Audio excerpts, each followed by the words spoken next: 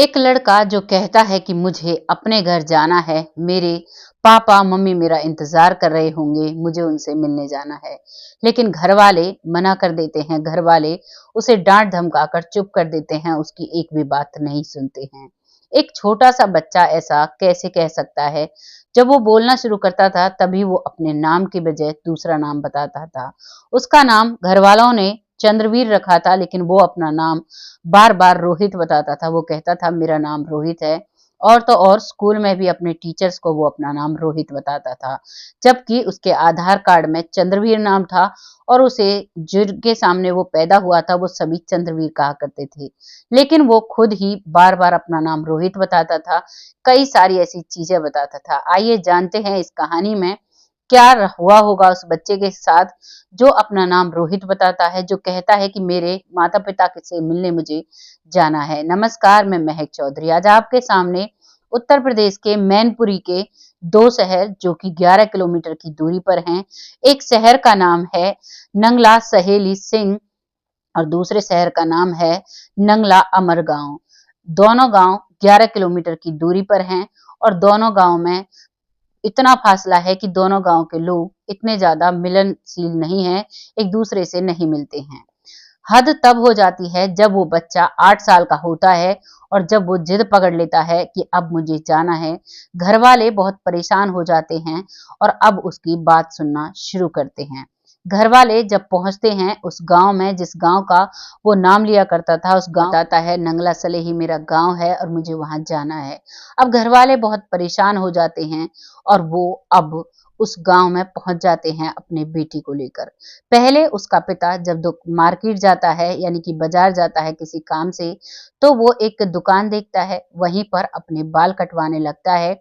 और जब वहां पर अपने बाल कटा रहा था तो वो कहता है कि मेरा बेटा मुझे बहुत परेशान करता है। तो बाल काटने वाला व्यक्ति जिसका नाम होता है प्रमोद सिंह, वो कहता है कि तुम्हारा बेटा तो तुम्हारे पास तो है जो तुम्हें तंग करता है, लेकिन हमारे पास तो हमारा बेटा है ही नहीं। हमारा बेटा जिसकी 8 साल की उम्र में ही वो हमें इस दुनिया से छोड़कर चला जाता है, हमें उसकी बहुत याद आती है। तभी वो व्यक्ति पूछता है कि क्या हुआ था तुम्हारे बेटे को, क्या हुआ? तो वो व्यक्ति बताता है कि मेरा बेटा भैंस चराने के लिए खेतों पर गया था और वहीं हमारे गांव से होकर एक नहर जो जाती है, उसी में वो नहर में भैंस पानी पीने के लिए जाती है और वो उसी में डूबने लगती है। मेरा 8 साल का बच्चा उसे बचाने के लिए कोशिश करता है, वो उसी के साथ उस पानी में छलांग लगा देता है, लेकिन भैंस तो आ जाती है लेकिन मेरा बच्चा कहीं भी नहीं आता।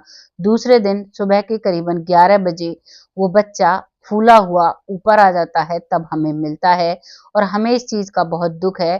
काश हमने अपने बच्चे को पढ़ने के लिए भेजा होता, काश हमने अपने बच्चे को भैंस चराने के लिए ना भेजा होता।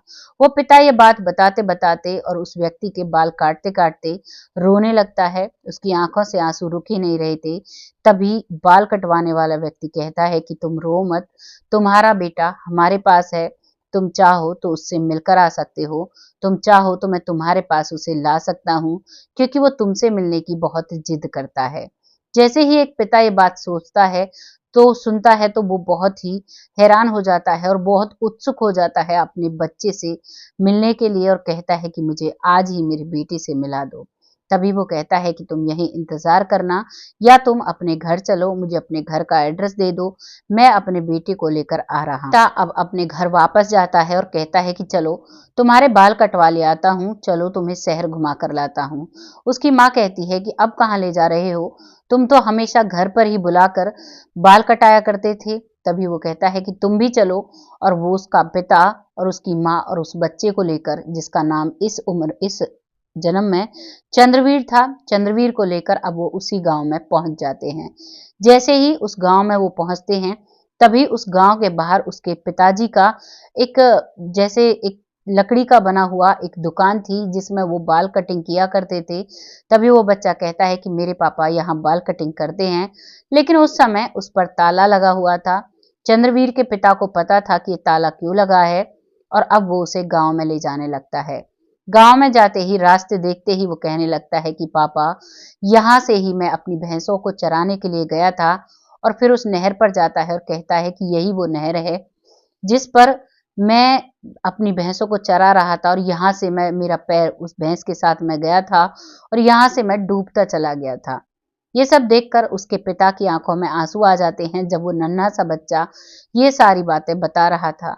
अब वो वहां पहुंचता है और घर जाते ही उसका एक दोस्त सुनील नाम का दोस्त होता है और एक अखिलेश नाम का दोस्त होता है। वो उसे रास्ते में ही मिलते हैं। वो उनसे कहता है, कैसे हो तुम, ठीक हो? तभी गांव वाले जब ये चीज देखते हैं, और उसके पिता ने भी बता दिया था कि मेरा बेटा आ रहा है, उसकी माँ को भी बता दिया था। और अब वो बच्चा वहां पहुंचता है। पहुंचने के बाद अपने पिताजी के पैर छूता है। वहीं उसका टीचर था जो उसे मैथ, साइंस और इंग्लिश पढ़ाया करता था, जिसका नाम था सुभाष। सुभाष के पास जाता है, उसके भी पैर छूता है, कहता है ये मेरे अध्यापक जी हैं जो मुझे पढ़ाया करते थे। अपने पापा से कहता है, जो उसके इस जन्म का पापा था, ये मेरा परिवार है, ये मेरी माँ है। अपनी माँ के गले लग जाता है।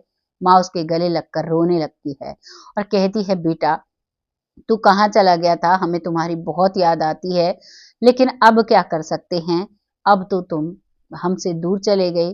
क्योंकि उस बच्चे का इतना मोह भी नहीं था, उसका जो प्यार था वो बहुत कम अपने माता पिता के लिए दिख रहा था। क्योंकि वो बार बार ये बात कहता था कि अगर मैं इस गांव में रहा तो मैं फिर से उस नहर में डूब जाऊंगा। मुझे यहाँ रहना नहीं है, लेकिन मुझे आप सबको बताना है कि मैं ठीक हूँ और मैं सही सलामत बहुत अच्छे से रह रहा हूँ। मेरे जो इस जन्म के माता पिता हैं वो मुझे बहुत अच्छे से रखते हैं। इस बात को सुनकर उसकी माँ चुप होने लगती है। तभी वहां पर मीडिया रिपोर्टर भी पहुंच जाते हैं और मीडिया रिपोर्टर एक सवाल उठाते हैं और कहते हैं कि अगर इस बच्चे को सारी बातें याद थी तो तुम इसे अब क्यों लेकर आए हो? जब ये 8 साल का है, तुम इसे जब ये बोलना शुरू करता है तभी क्यों नहीं लेकर आए? इस बात पर वो माँ कहती है, इस जन्म वाली माँ कहती है कि मेरा बेटा बार बार अपने परिवार को याद करता था। मैं चाहती थी इसे मिला दूं, लेकिन मुझे डर लगता था कि कहीं वो लोग इसको ले ना लें। इसी डर से हम इसे नहीं लेकर आते थे। ये बार बार अपना नाम रोहित बताया करता था, बार बार कहता मुझे वहां जाना है। मुझे बस यही डर लगा रहता था कि कहीं ये वहीं पर ना रह जाए और कभी ये हमारे पास वापस लौट कर ना आए। इसीलिए हम इसे डरा धमका कर चुप रखा करते थे। लेकिन अब इसने हमारा जीना हराम कर दिया। हर वक्त ये उन्हीं बातों को कहता है। स्कूल में भी टीचर से अपना नाम रोहित ही बताता है। अब हम करें तो क्या करें? इसीलिए अब हम इसको यहाँ लेकर आए। तभी उस बच्चे से मीडिया जब बात करती है तो वो सभी के बारे में एक एक कर बताता है। अपने टीचर, अपनी बहन को पहचान लेता है, अपने माता पिता को, अपने घर को, और तो और वो टीचर उसे लेकर जाता है उसी स्कूल में। तो पूछता है कि तुम्हारी क्लास कौन सी थी, अक्सर तुम कहाँ बैठा करते थे? तो वो अपनी क्लास में जाता है और अपनी बैठने तक की जगह को बताता है और कहता है कि मैं यहाँ पर बैठा करता था।